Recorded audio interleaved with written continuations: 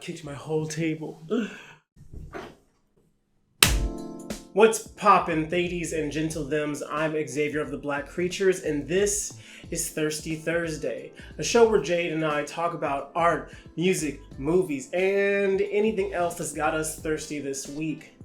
We are only a little halfway through the third month of 2020, and the pillars of capitalism are already crumbling globally. Here in America, government leaders are considering or already implementing democratic socialist policies to help mitigate the looming collapse of everything that makes America great or something. But with the threat of apocalypse right around the corner, I realized I'm actually pretty thirsty for the end of the world.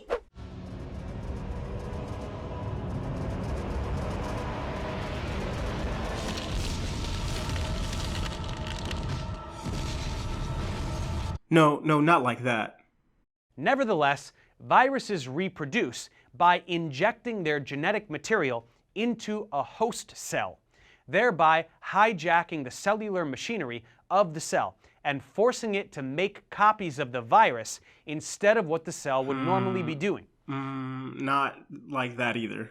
I'm into an apocalypse that causes the complete and utter breakdown of everything that's holding the universe together. Like, let's say some scientists are on the cusp of a breakthrough, and suddenly on the last and expectedly conclusive experiment, the results are opposite of their original projections.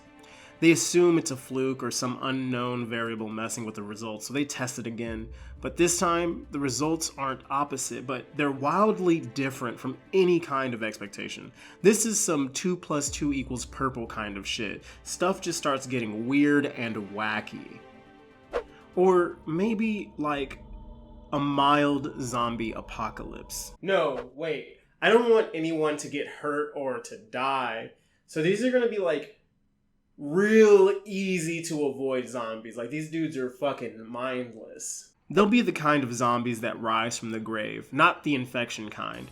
And no one will manage to find out if a bite turns a living person into a zombie, because these zombies are so incapable that not a single person gets bit. And like, maybe they dance or something. That's not much of an apocalypse though.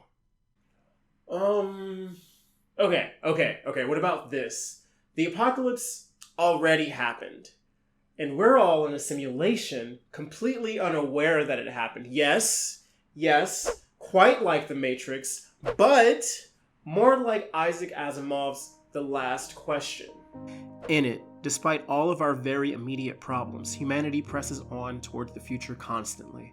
And while we face and manage many of the issues we regularly have, there is one problem that seems insurmountable. How can entropy be reversed?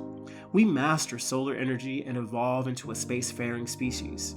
We master galactic and intergalactic travel via hyperspace. We master immortality and even eventually forego our physical bodies. And yet, the end looms over our non-corporeal heads and we've no way of knowing how to stop it.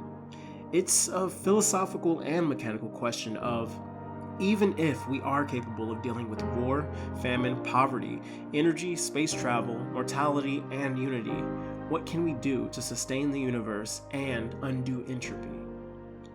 Entropy here being the eventual heat death of the universe. Basically, we thrive until the very end of the universe, and I don't want to spoil the point of the story, so be sure to check it out using the links down below, as well as checking out the links to find and follow us all over Facebook, Instagram, SoundCloud, Bandcamp, and even Spotify. Don't forget to like and subscribe to quench that thirst every Thursday. I'm Xavier of the Black Creatures. See y'all next week.